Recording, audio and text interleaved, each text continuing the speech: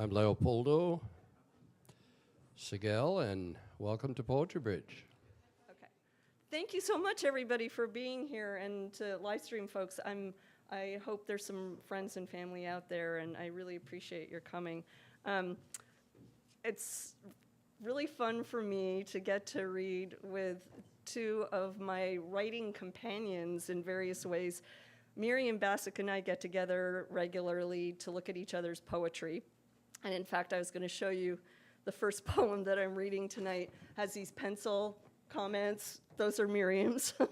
And I have a number of papers that look like that at home. And Arlene Williams, and Arlene and I have not only written those 12 short books in easy English together, we spent a lot of hours just working in each other's company and being in timed writing groups together. And both of these writer friends I've known for a couple of decades, and it's just been a really lovely relationship. Thank you.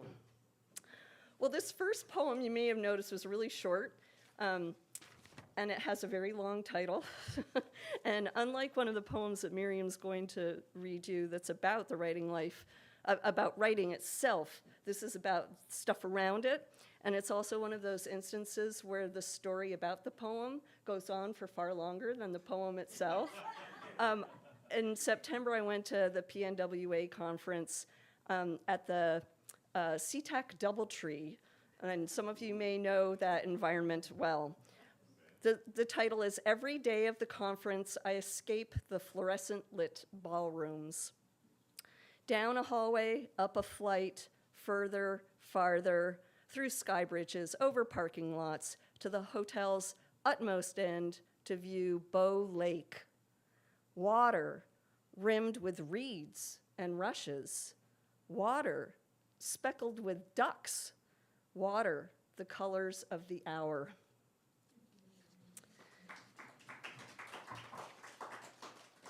This next poem came out of a friend's response to an article that was about ordering everything in your life, and her comment was, "Chaos is my calm." So this poem is for Catherine, and it is, "Chaos is my calm," she says. Gargoyles jeering, crowds jostling, a deafening, a wailing, a lake on fire. But she of the calm holds a center in a swirl, senses gravity's tug under her boots as she strides through field or wooded grove or marsh, gyre of planet and star and satellite, sniffs the significance of mixtures addressing her nostrils, tang of damp cedar, warmth of cardamom, tree sapness of Danish oil, stillness of lavender. On her tongue, certain molecules alight, which she identifies as astringency, delicacy, hint. Each sound, a synaptic snap, a reminiscence, an oratorio. Each object, a story, a legend, a saga. There it is. Now she chooses a rake, now a saw, now a straight pin. She has only to turn her head.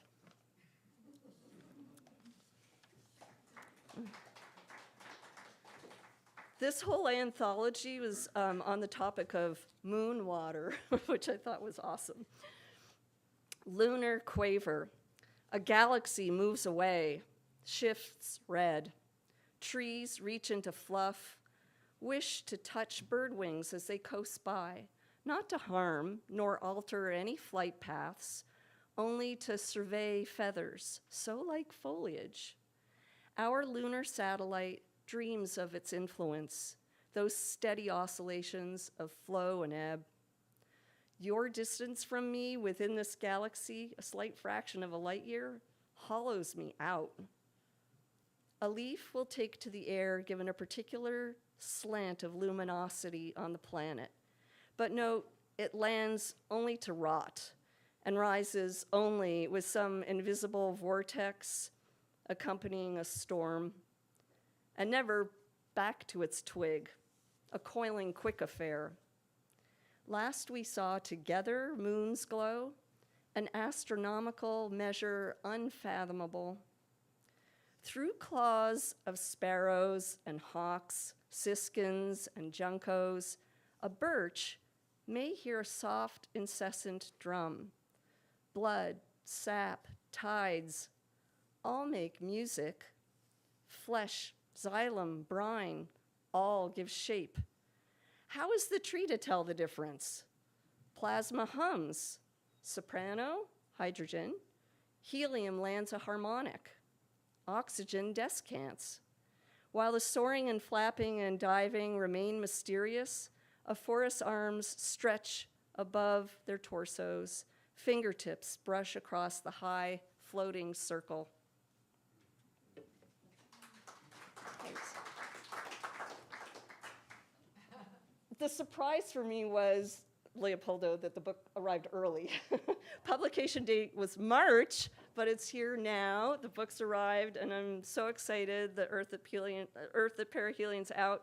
And this first poem I'm going to read from it explains the title a little bit. And perihelion was not in my lexicon as a everyday kind of thing.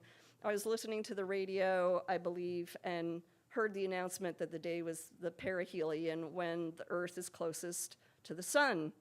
And it comes at this unexpected time of the year in early January when it's cold and it's gray and it doesn't feel like the sun is at its closest.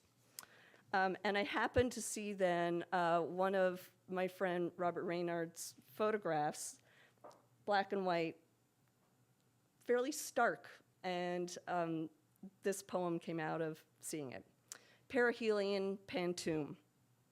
Today, Earth is at perihelion. It's hard to believe we're closest to the sun.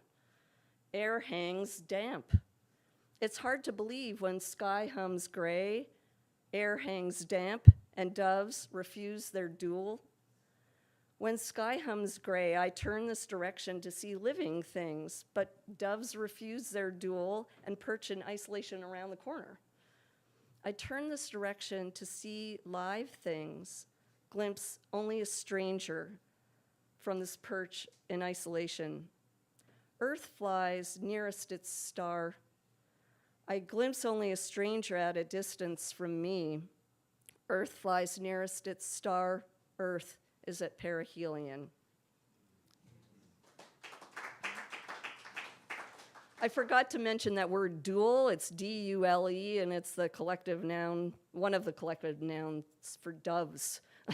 And I love collected nouns. So, and here's another that I learned recently. I didn't know that the plural of cosmoses alternatively is cosmoi, and I really like the word. So that's what I called this poem. And this is a participating element in the game of telephone. That's this big international game of artists. And if you're interested, let me know about it, and I'll tell you how to get connected to it. A message, gets whispered, just like in the childhood game in some fashion. And I received a photograph, and then I delivered how I perceived the photograph as this poem to the next artist. Cosmoi. Yesterday's flurry covered the earth in pristine snow. On the surface, a figure unhurt carries a burden, a world, green in continents, blue in water. Not Atlas, faded to shoulder skies, but a form curling brown arms around brown knees, casting a downward gaze at the layers of hexagonal flakes, solitary, enormous, unseen by us. This character persists, supports the entirety of a planet, while its residents hurry about or slowly grow or slowly die, ignorant of or ignoring its presence. Will you call it supernatural? This invisible work? This eternal power? Will you notice how the globe and personage are of one material, a fabric, a fiber, universal?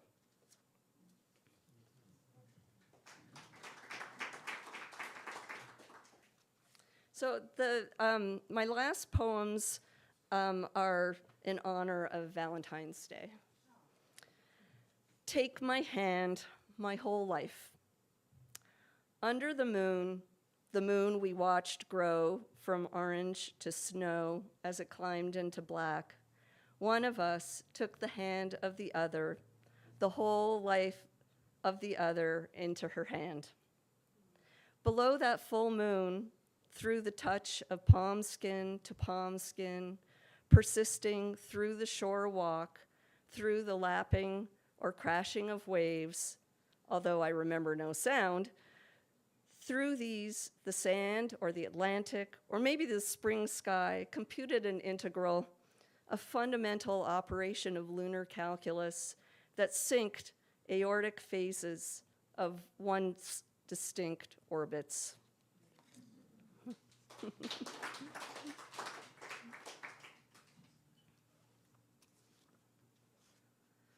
This one you'll be able to tell has a little Elvis Presley spark behind it. Only fools. Did we rush? Is rush an attempt to describe the over-fast sensation in the chest, bird wings, butterflies, or the haste to consummate, or the urgency of cells declaring their attraction, the zip of magnets snapping together with a satisfying click? In rushing could be the ecstasy of mutuality. More fools we, keeping silence, when the aim throughout humanity ought to be a centering on love. Oh, let's express now, before the cold ground covers our lonely skeletons. Choose to be thought fools rather than sit all alone in our separate rooms.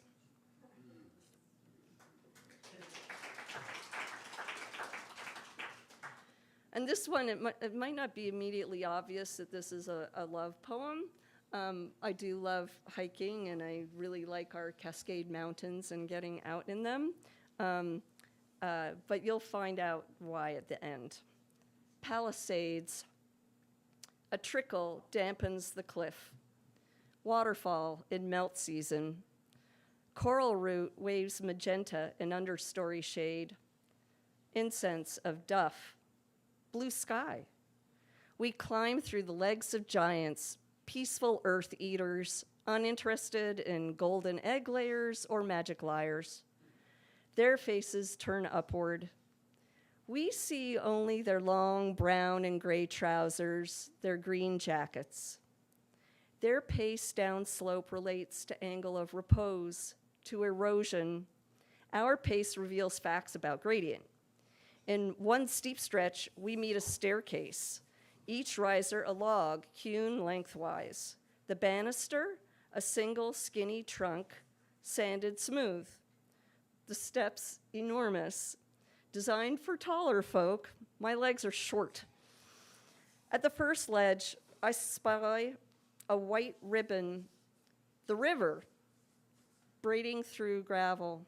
Another hour higher, the snowy top of Rainier signals hello over the green ridges opposite. Hello, hello, mountain, hello. A glint on the valley floor is a car, a fleck reflecting sun. This planet circles a star more than 94 million miles away, an ancient flaming orb of hydrogen and helium. I suck in a big lungful of wild air, slug my electrolyte drink, and tread the return path. My husband meets all the spiders. I walk behind.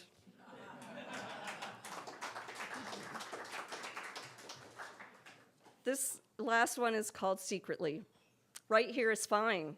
Even in the middle of the room, instead of the cozy corner where light strings twinkle like indoor constellations and the music playing there both empowers and comforts any storm-weary wayfinder. The element I need, the matter and energy that matter to me, you guessed, it's you.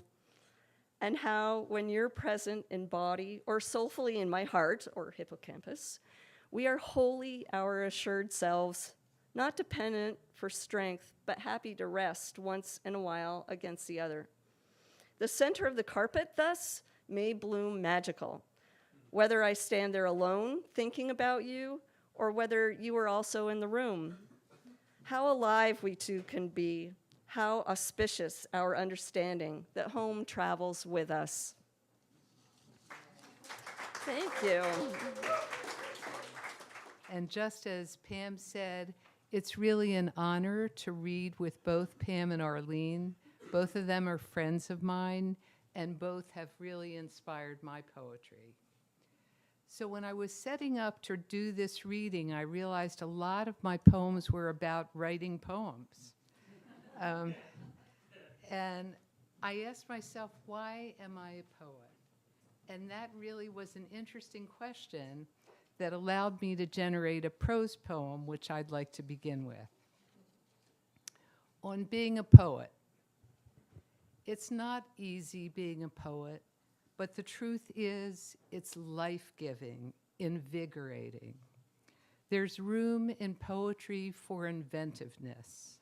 Some prefer form or rhyme or structure. I prefer the freedom to sing my own tune. I like dialoguing with other poets. They inspire me. Not all. Some put me to sleep with foreign words and unnecessary flourishes. But other voices sparkle, wake me, have me sitting up straighter. I am grateful to walk in their company. Like writing in a journal, I find truth whispering back to me.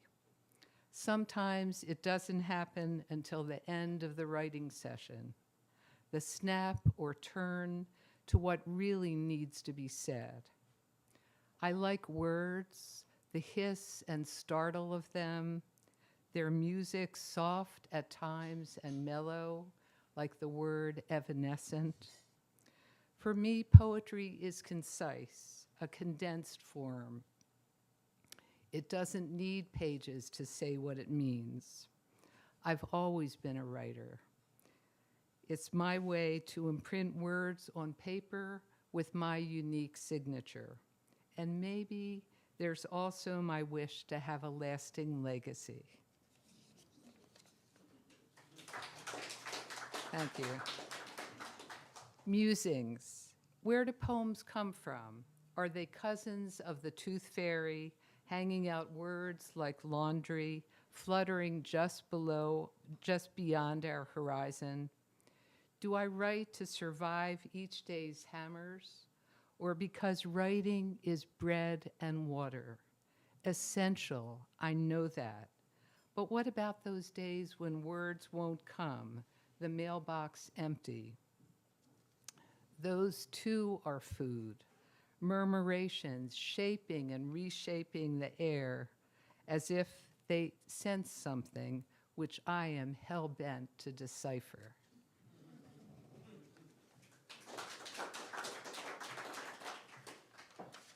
Simple truths. There must be room for simple truths when all around flashy syllables scrape against my skin, flimsy cover-up statements with sound and bite that ring hollow. We live in a time of con men who twist words into tangled vines, promise grapes and a full harvest, when in fact, like poison ivy, they suffocate.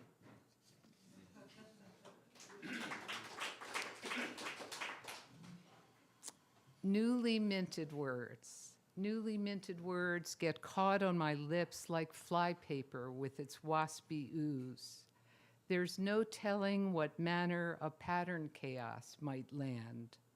I wait all day through rounds of elbow grease and moon matter for that dusky flight of serendipity.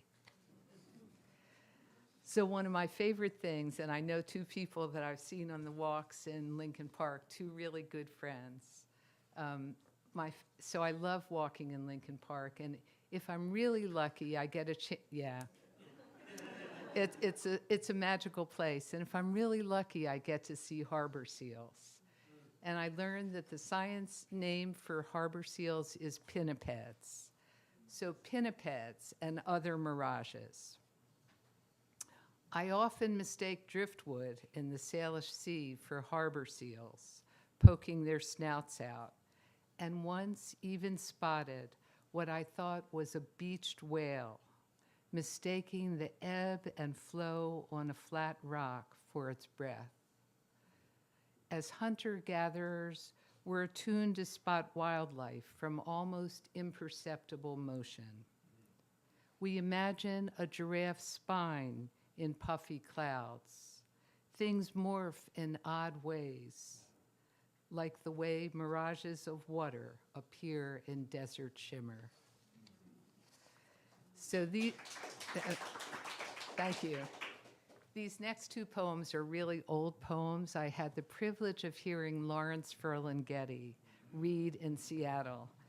So the next two poems are based on that.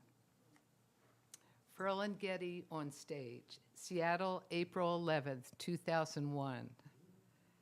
You rang all the rebel bells of my youth, remembered garlands, long-haired hippies, tie-dyed explosions of color and groove. You caught the cabbie napping when the lovers entered his carriage, caught the homeless milling outside museums, caught the dirtiness of spring and the loose smell of it all with carnival zest. You, its chief barker, rocked back and forth on the stage, a clown master of syllables in ruby red frames. Every man up there pointing your finger.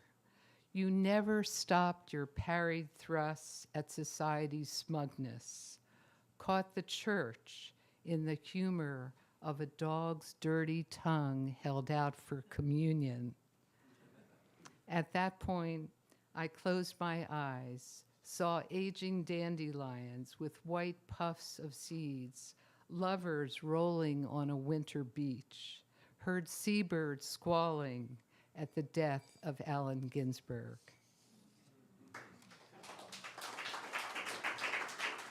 Thank you. And this is a spin on the same reading for Lawrence Ferlinghetti. Pocket full of cliches doled out on Easy Street, looked once, twice at the lovers, looked once, twice at the homeless, painted it all. How to be that fearless. It's not about age or growing wisdom. It's not even about your conquering your fear of falling. Poets dive like acrobats at readings up on stage. Words become the long pole held for balance. That and the steadying force of feet, which let him rock with each tumble-down wave.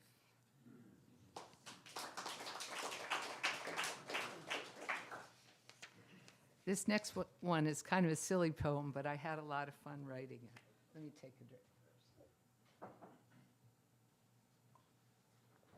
first. I've decided to waste my life again after the opening line from Phyllis Levin's poem, Mayday.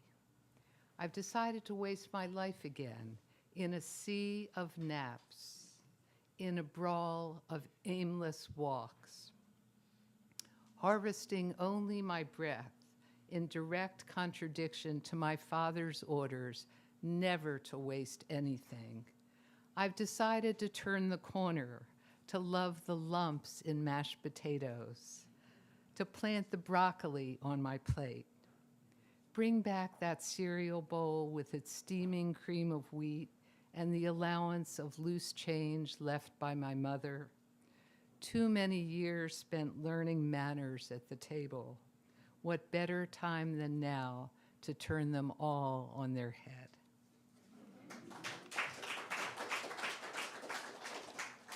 Thank you. Two more poems. Riding Bareback.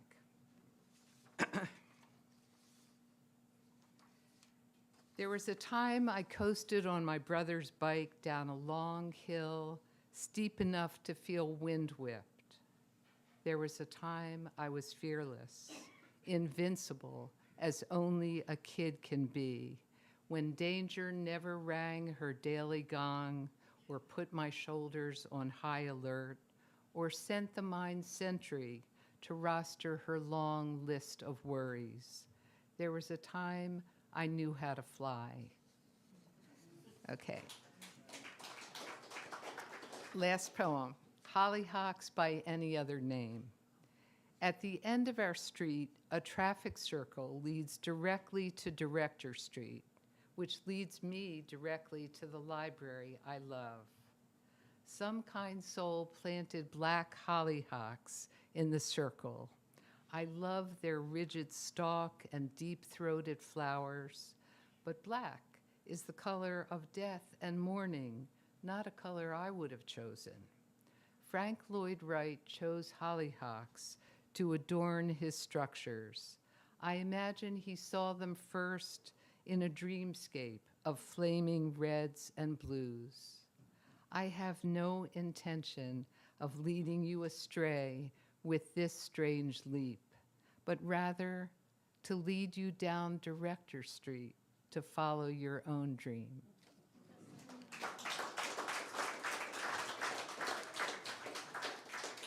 Thank you all. Good evening, all of you. It is wonderful to be here. I love this place. And it's wonderful to be reading with two amazing friends and talented writers. A bit intimidating, I'll tell you, but great. Pam and I, as she said, I won't repeat everything, she and I have written together for at least 2 decades. And I had the pleasure of meeting Miriam in a poetry class by Kun Woon's poetry class a few years back.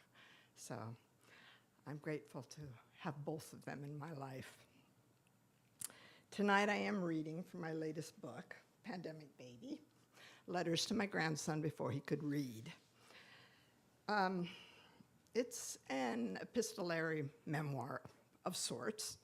It began as a journal, my way of coping with COVID, with Trump, first term, and with the birth of my first grandchild. So tonight I'll share 4 selections. 3 of the 4 are prose poetry combos. 1 is not. So I'll begin with a journal entry from October 4, 2020. I'm afraid this is going to fall down. There, I'll try that. We all find our way, but there's no doubt in my mind and heart that Aaron and Elliot are better prepared for parenthood than Tom and I were. I'm not sure they'd agree, and I don't suppose any new parent really grasps the complete extent to which their life will change when they return from the hospital with a bundle of new life in their joyous but terrified arms. The day Aaron and Elliot brought Jack home, we wished them that special time together to bond as new parents. We also wanted to offer more support than we had enjoyed.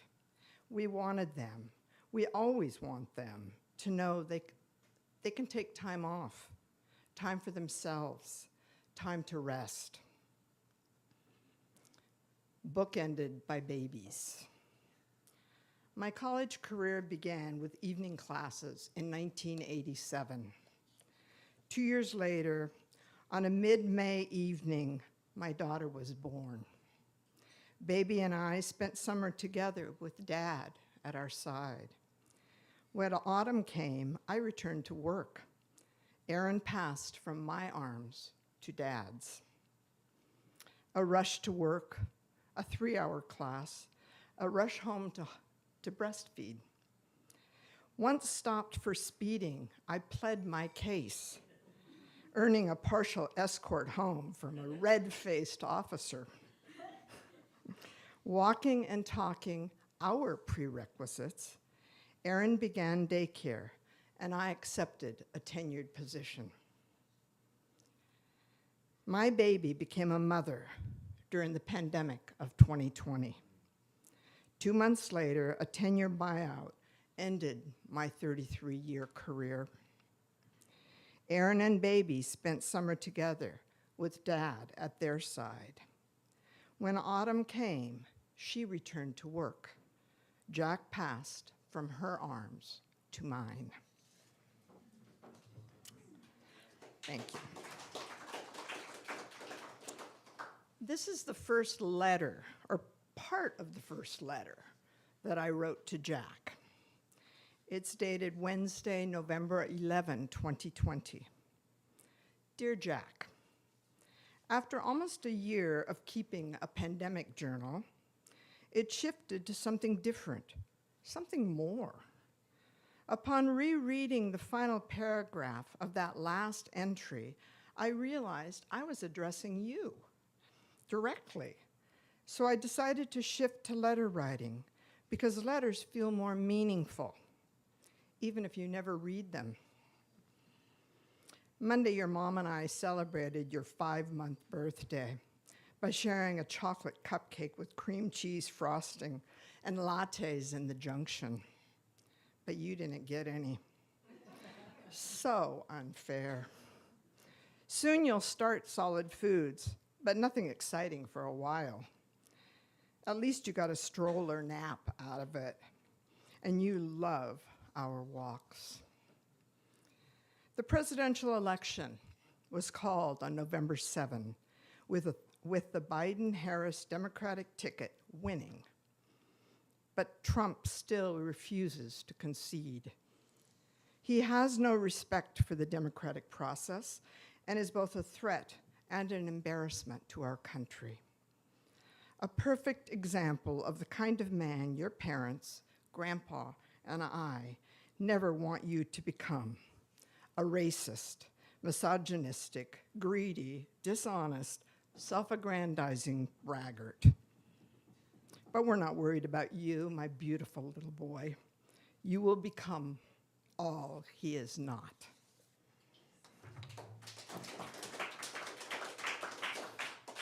So Pandemic Baby covers the time. Hi, welcome. The time from March 2020 to August 2022. And it also includes an opening letter to Jack, dated fall 2023. That was a time, as we all remember, of intense fear, and for me also of intense joy. But the fear was, yeah. This one is about fear. Wednesday, December 16, 2020. Dear Jack, I dreamt of you last night. You fell. Was it off the back deck? Were you crawling, taking your first steps? Or did the fall involve a tumble down the basement stairs onto the hard concrete floor? I didn't know what to do. Call 911? Take you to urgent care? But I didn't have a car seat. I didn't even know how to lift you, comfort you, ease your pain. I woke in a sweat of fear and failure. What fool am I to think I can care for a baby at my age? Earlier that day, the day of the dream, you were napping well, better than ever. At almost 2 hours, fear climbed my spine. I remembered the fear of SIDS when your mom was a baby. I thought of your mom's fears about you turning onto your belly and not being able to breathe. I snuck into the bedroom. I heard nothing. Panic. I hurried to your crib.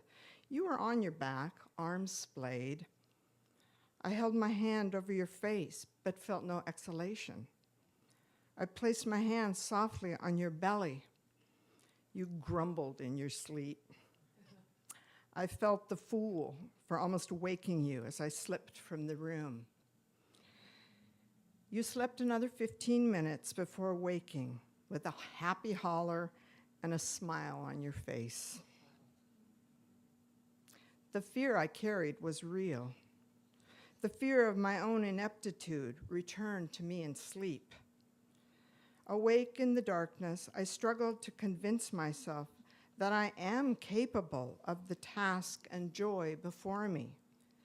Being a grandmother is oddly different from being a mother. I was, of course, concerned for your mom's safety and well-being when she was an infant, a child, a teenager.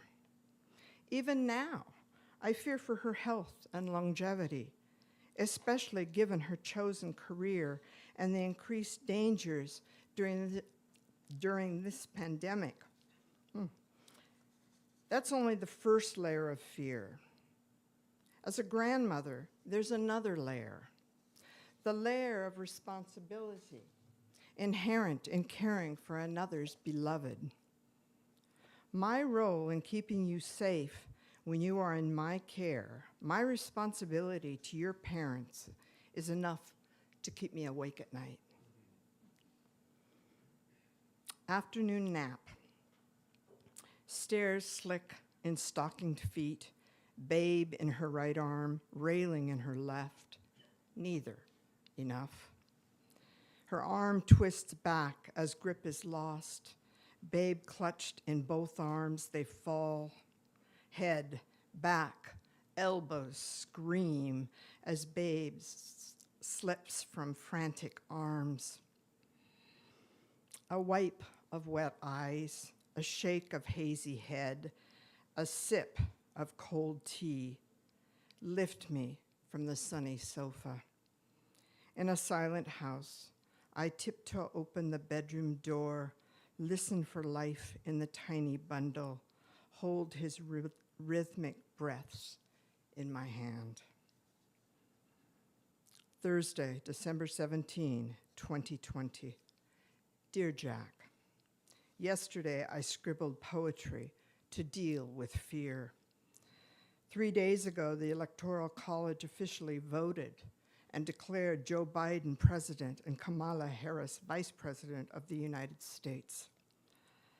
This decision should have ended the legal battle Trump and his campaign launched by filing lawsuits across key swing states just after the election results were announced in November, contesting the results by claiming mass voter fraud.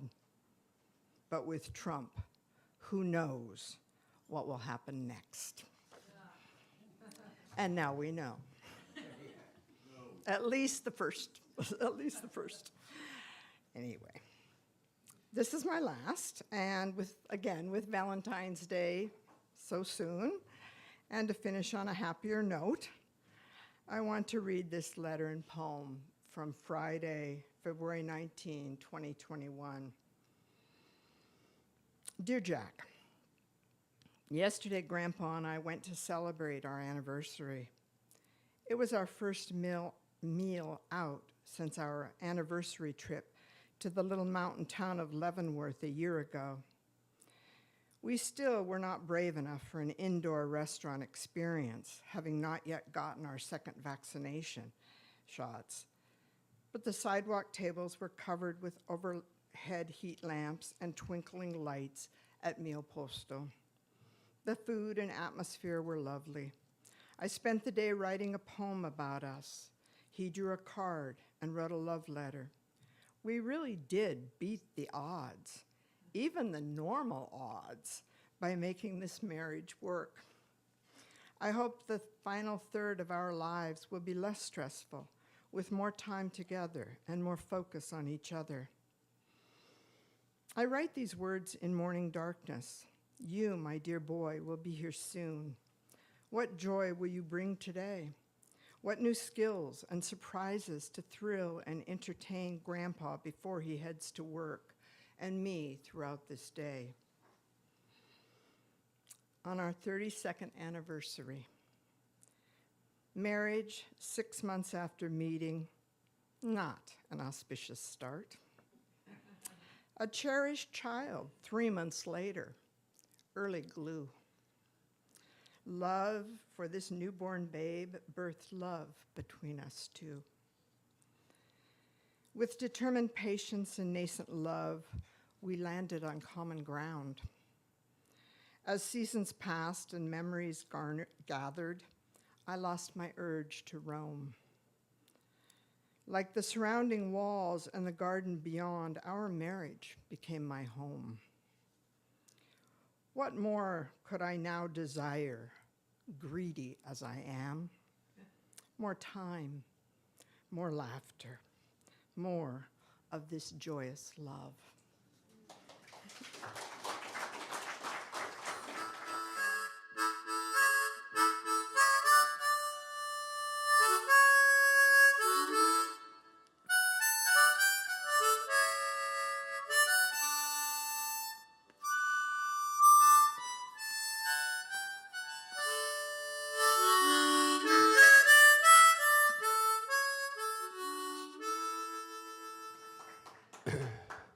I'm a little hesitant to read this poem because it's, after I wrote it, I mean, while I was writing, I thought this is a very strange poem, but I want you to hear a little bit of the context, not a lot.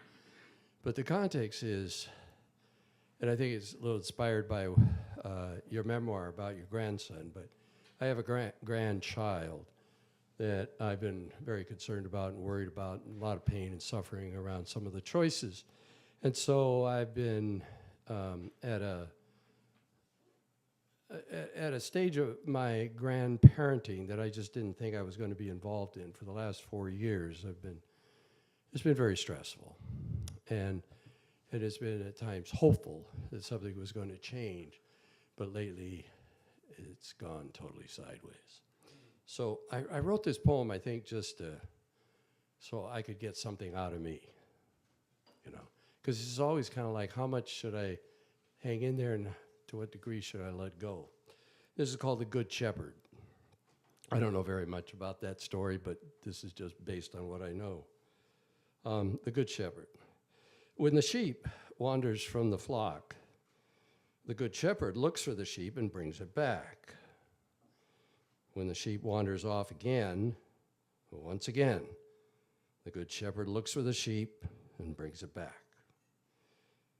When the sheep wanders off again, once again, the Good Shepherd does what good shepherds do. But the shepherd is getting worn out, hoping the sheep will learn and make better choices. Plus, the other sheep are complaining. So one time, just maybe, when the sheep wanders off, the Good Shepherd puts the wandering sheep in a pen. Or maybe the Good Shepherd builds a corral around the entire flock. Or maybe the Good Shepherd slaughters the sheep and makes stew. Whoa, what was the Good Shepherd thinking? Since the Good Shepherd is a good shepherd, the Good Shepherd doesn't slaughter the sheep. Instead, the Good Shepherd gets a good job in the city and wishes the sheep a good life and the best of luck.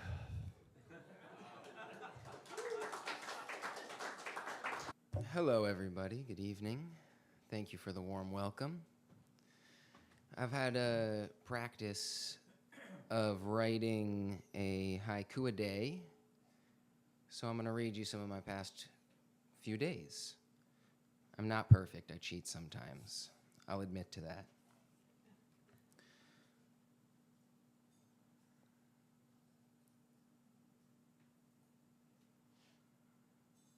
All right. 25 January, 26 years old, 12:39 p.m. Shakti playing tunes, shoeless at the tiny desk, groovin'. 26 January, 26 years old, 7:57 a.m. Sav talks knitting with Mom. Ben texts about the next Yu-Gi-Oh duel. Holes in your clothes, sings Lord Huron. 27 January, 26 years old, 11:27 a.m. Vine maple shadows on the wall, blurring, darkening, arcing, uncrossing. 28 January, You get the idea. The morning is quiet, with the whir of the fan over the bed, and on the couch, the purple crochet hook. 31 January. Green moss on the white sign. Phuoc Quang Dental Clinic on Rainier Ave. The other side is navy and mossless. And today, the full moon is a Spanish mistress, bare big leaf, her lover reaching out. Thank you. I just recently returned from the island of Kauai. Had never been there before. We had some friends who have a condo there, and they invited us to spend a week, and it was absolutely magical. I had never been there before, and frankly, part of me is still there. This is called Paradise Found. The delightful din of waves gently flirt with the opulent beach as the palm trees stand watch and roosters welcome the morning with sparrows flitting and flying, kissing the day with song as the morning opens up like a flower to the sun. The island of Kauai assaults my senses in the most delicious of ways, allowing me to paint my heart with new and vibrant colors, heretofore unknown, that intoxicate my inner soul.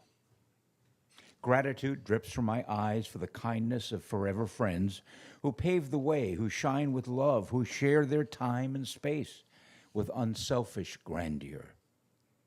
It is easier here in this Pacific paradise to walk the balance beam between yesterday and tomorrow, with bare feet in the ocean sand, shared with sea turtles and tangled up dreams, where trials and tribulations are forever forbidden. For the sun-kissed Pacific Ocean, to the rugged wonder of Waimea Canyon, with its pinnacles, its cliffs, and hypnotizing waterfalls, cascading gracefully down the sculptured mountain. The small towns and the Hawaiian villages that are folded into the landscape welcome this wayward wanderer with shimmering smiles and the aloha spirit. These tender moments are oh so fleeting as I immerse myself in each passing one, for now is here, and here is paradise found.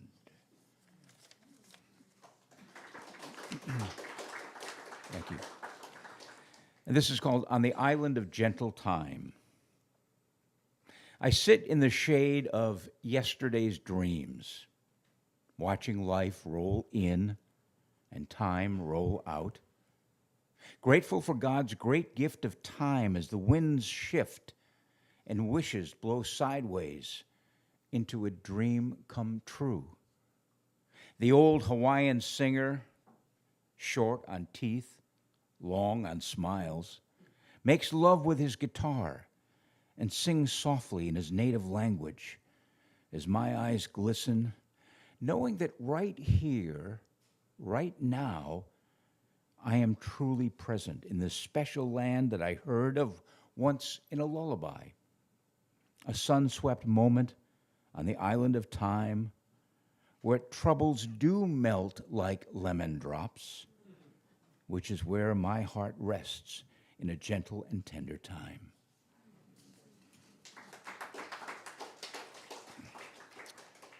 This was written a while back. It's called Looking Back.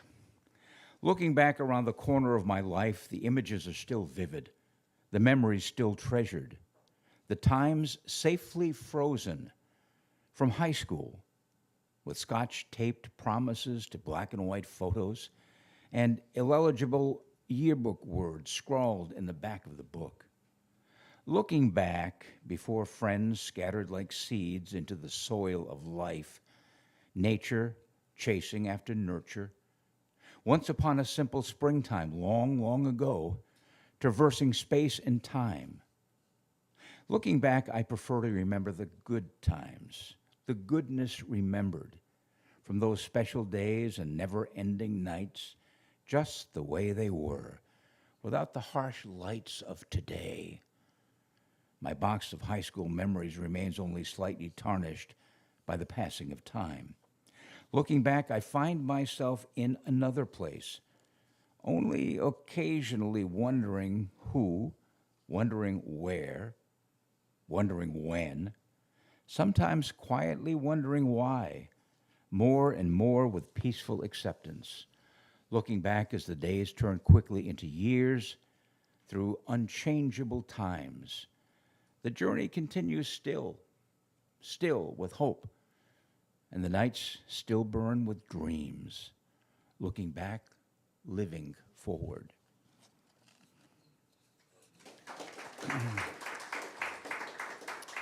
And I'll close with a short poem, Valentine's poem,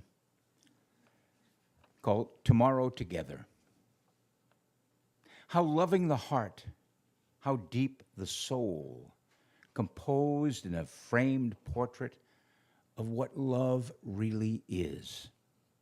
Lasting love is not a Valentine's Day love. It's not chocolates and flowers love, or even Hallmark greeting card love, for they all have an expiration date. Love for a time, but not timeless. Lasting love really is a deep, abiding, emotional, spiritual, physical connection that can't be measured, but can only be realized. So let's love, and let's let love and joy ripple on, and may we both meet hope head on, standing one step closer to tomorrow together. My wife and I went to Paris for the holidays, and I brought a couple of poems with me to share with you. La Gioconda. You don't need a map to ask for directions. Just follow the crowd pressing to see her. Somewhere at the opposite end is a sight desired by many, understood by none. A glimpse, a picture, a story for life. We inch forward, the closer we get, the more hands shoot up to take Gioconda's picture. The crowd drags me along till she and I are face to face. She's oblivious to her onlookers. She sends me a half-condescending smile until I leave. And if you're in Louvre for too long, there's a lovely cafeteria in the Richelieu wing where you can partake in a feast. And one of the cakes is called Richelieu. In the wing bearing his name, his cake is tour de taste in the Louvre cafeteria. He comes dressed in a triangular coat modeled on Philippe de Champagne's portrait. His small head is missing. His sloping shoulders point the fork down to his base, his source of delicious power. Though one bite may not make you a royalist, the second one will.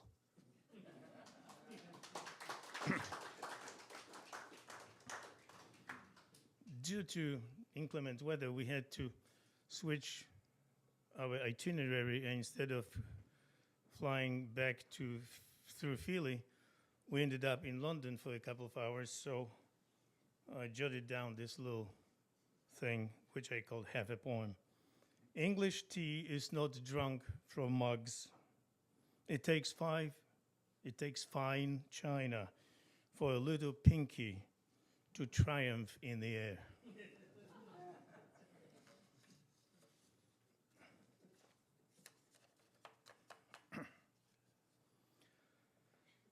I'd like to end with this somber poem.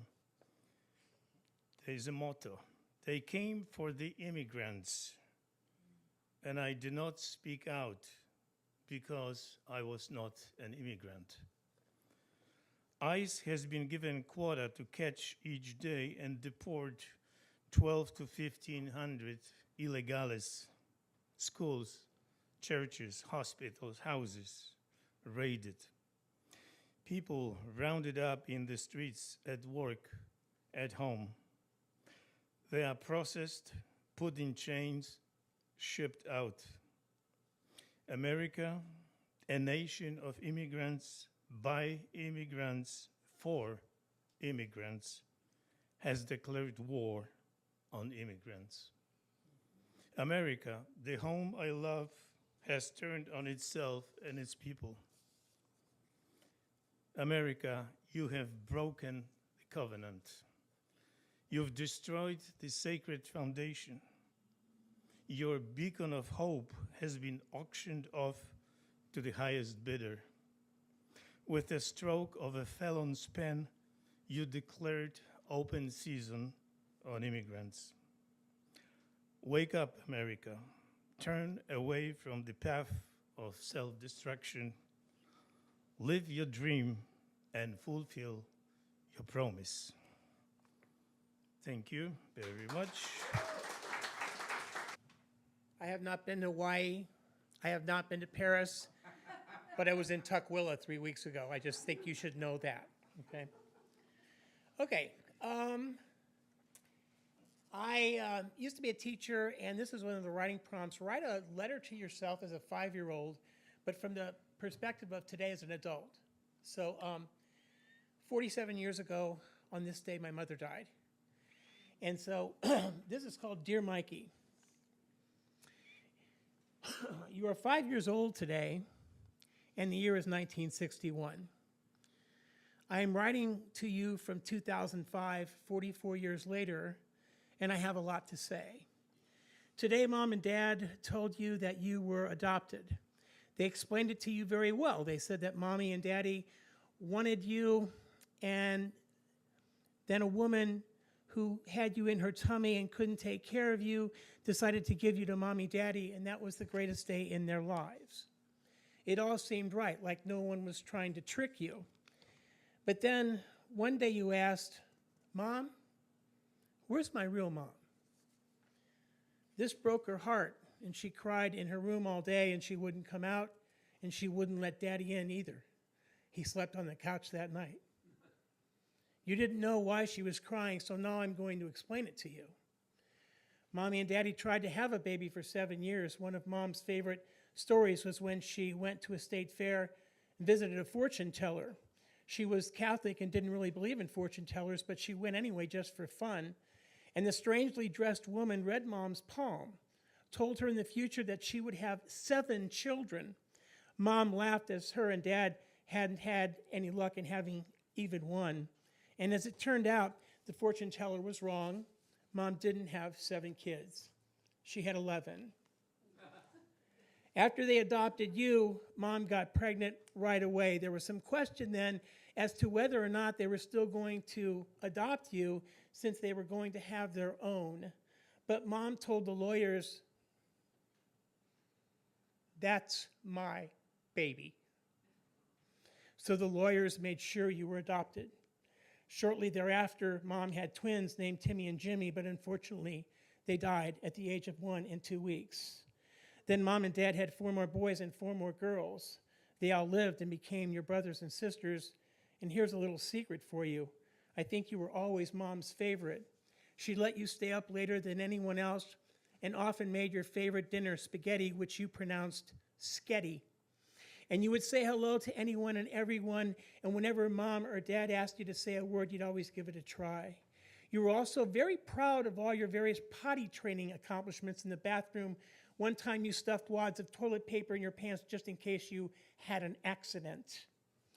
As time went on, you wondered more and more about your real mom. Who was she?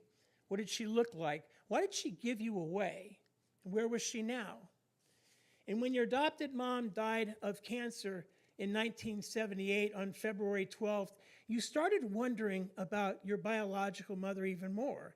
You were hurt and confused. I understand that. But now, Mikey, I'm writing you to define the word real. Your real mom was your adopted mom. She did everything for you, fed you, bathed you, stayed in your room when you had German measles and couldn't hear for 2 days. Most of all, she loved you. She loved you more than life itself. If she were here today, she'd tell you that, and you'd know you don't have to wonder about your real mom anymore. The woman who gave you birth is an important person. She made a brave decision. She gave you the gift of life, but your real mom was named Elaine. If there's a God in heaven, and I believe there is, then she's up there waiting for you, your brothers and sisters, and your dad. Someday, everything will be explained. Someday all will be revealed. But you should know also that someday you will have a child of your own, and you'll love that baby as much as Elaine loved you. Imagine that. In a world full of rain, one drop will belong to you. That is something wonderful to remember. So work hard in school, have fun in life, and remember that love interlocks the universe. Nothing can ever change that. Real is a word. Real is just a word. What is real is what you know in your heart is real. Thank you. It's February. Do we have any February birthdays here in the room? No. Anybody have a February birthday? Okay, you got one? All right. I'm marking that down. My birthday was last Saturday. And so this is, I read this every year. It's called February the Runt. So after December had skipped along brightly, as it does with its colored lights and holidays, past that old exhausted nag of November who lay collapsed all cold and gray in her field of gloom, I counted out a date across the month's divide on my fingers, as one used to do. 30 days has September, April, June, and November. All the rest have 31, except for my boy February, which has 28. Go figure. Every 4 years, I give dear Feb a 29, and then take it back. Who did this? And what were they thinking? I mean, couldn't they have just clipped a day off a couple of those adjacent bad boys who could easily cough up their dangling 31st? And then with the aid of this donation, our dear February would be able to stand up on his hind legs with a solid 30. But no, February, my birth month, must forever remain the runt of the year. This truncation, a turd from some inscrutable past, like the Electoral College. The spelling of through and cough and slew and enough. Yes, I say enough. High time for reparations. Give to our dear Feb a 29 and then a 30. Take these days away from his bloated neighbors, January and March. Thus, following a triumphant December 31st, you would have a solid run of triple tens, January, February, March, and April 30th. Solid, sufficient, logical, fair. And what of the leap year day which flies around every 4 years? Well, give it to February as reparations, February 31st. Hooray!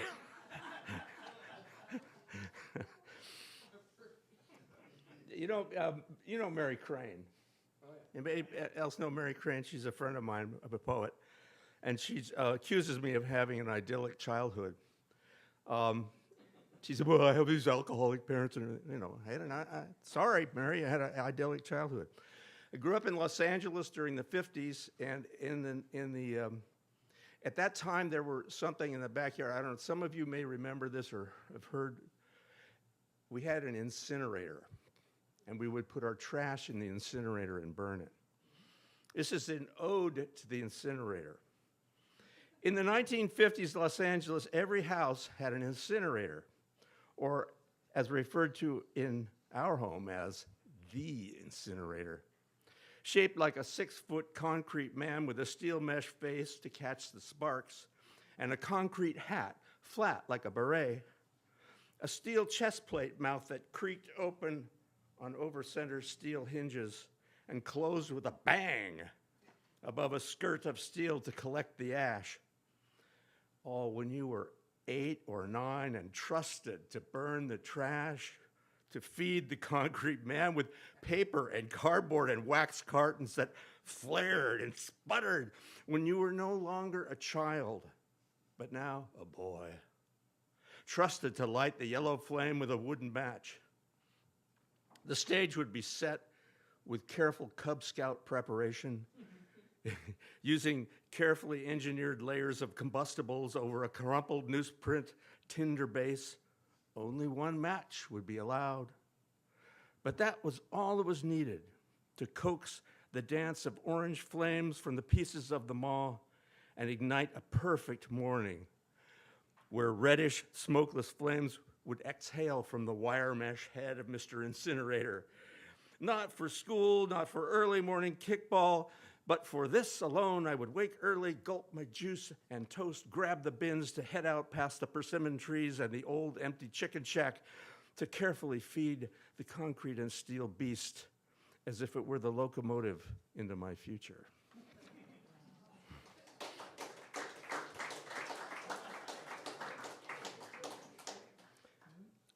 Last piece.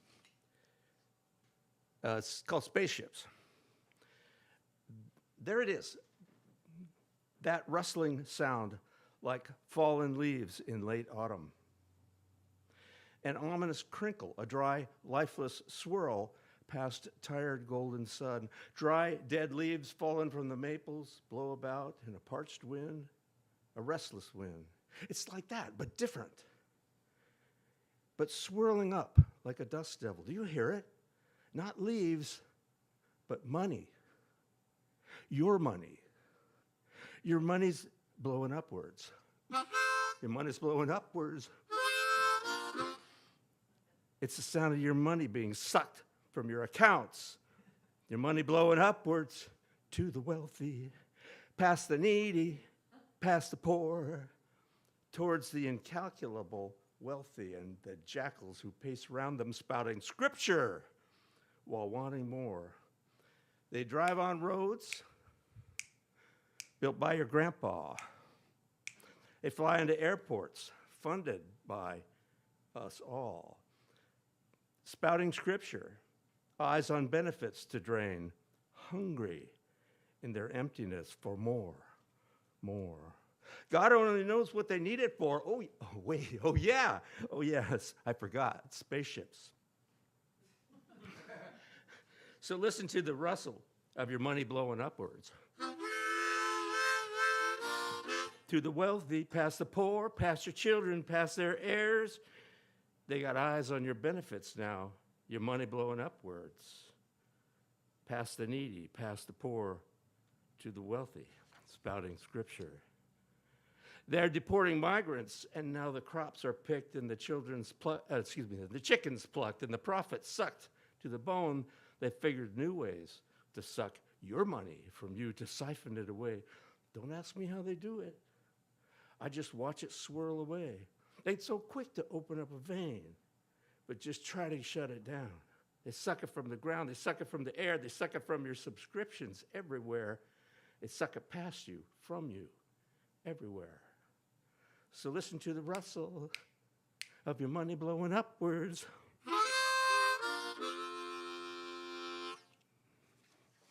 Happy little piece. My name's Azlan. Just going to share one piece with you. It is rather long, so hold with me. This is called Even a Human Can Love.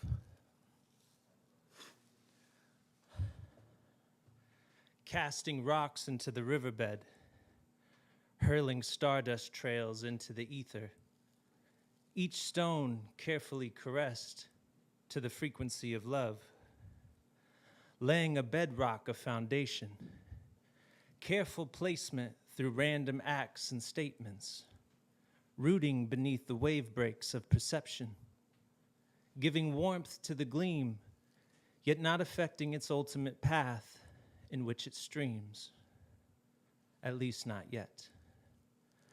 Embedded in thoughts of being forgotten in the timeline of man, his accolades and accomplishments through financial gains and self-absorbed acknowledgments fades into the phrase of my subconsciousness. I don't want your medals riddled with thoughtlessness. I don't want to keep up with what the popular topic is.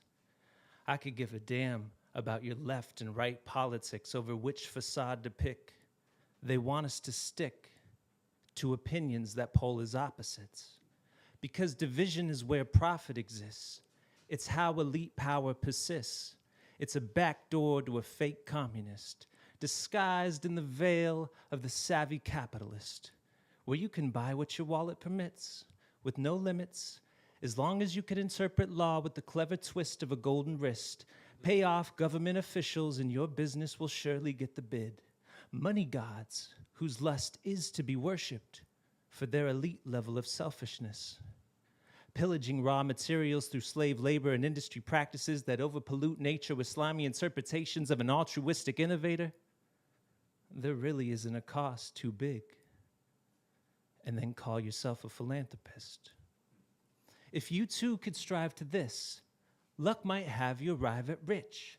Then you could fly over the poor as if they didn't even exist, en route to some fancy resort that promotes, or more discreetly, permits, to remove the locals for your own private bliss, while those that remain will serve your every whim, and you'll think of all the good you did by giving them a decent tip, while keeping your eyes shaded, avoiding the pain that lives in their eyes from being uprooted through inhumane lavishness, forced out of a way of life so you could overindulge a bit.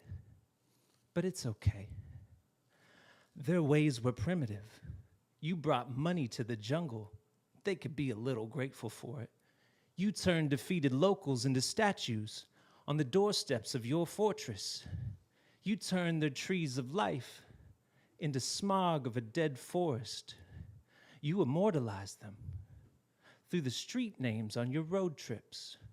As you approach an illustrious view, thanking yourself for all of your good fortune, and then capture it through your lens frame. The editor will also remove locals from the pic. Don't worry. You can rewrite exclusiveness through elusive two-dimensional twists. What is finding balance when you can get lost in an ego trip? Who wants to be good if nobody else acknowledges it? Who wants to be love if it remains unrequited? Oh, what a life this is. Will our happiness be realized once we've acquired all that is? Once we've converted all the resources to do the willing of our bid? Or are we the virus, doing whatever we can to live, trying to escape our planet so we can infect another oasis? Are we actually life's detriment, killing fields of the sacred, balancing beauty with the ugliest nature? So ego-driven we've endowed a creator, mentally prisoned through selfish behavior. I've grown uninterested in how man perceives me. His frequency has grown needy. It's all me, me, me, me, me, where we have even started converting all earthly consciousness into human beings.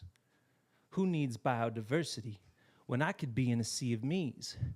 In an age of Agent Smiths, inching towards the singularity, trying to escape the matrices, scouring surroundings, searching for inconsistencies, beautiful minding equations, recording airwaves for secrecy, shaking down material to define the fabric of reality, just so we can break it and see what happens beyond what we can perceive, meddling with magic without the understanding, not realizing we can collapse it if we're not mindful with our aligning. We are often terrible with our timing, and our arrogance leads us blindly. And now people have a hard time finding me, because I've retuned to roam freely, in search of something that doesn't look to label me with the buzzwords of the week, something that feels judgment-free, unconditional love in a proper Hertz frequency. This mental seed has grown fittingly into how the land perceives me, how everything other than man perceives me. And I don't just feel seen, I feel loved by the whole sum of the full scene. From a grain of dust to an ancient tree, it's all coalesced, and it includes me. It is as much of this as we are, but far more. It is me. It is us. It's supposed to be unity. I'm supposed to see you and me. Universal reflective congruency. Supposed to be. Look at me as if I knew a thing. But we've created our own mutiny against everything that isn't we. We as humans are but a blip on the cosmic radar, yet are connected to it all seamlessly, and seemingly remain the least in tune to the concept of a unified vision.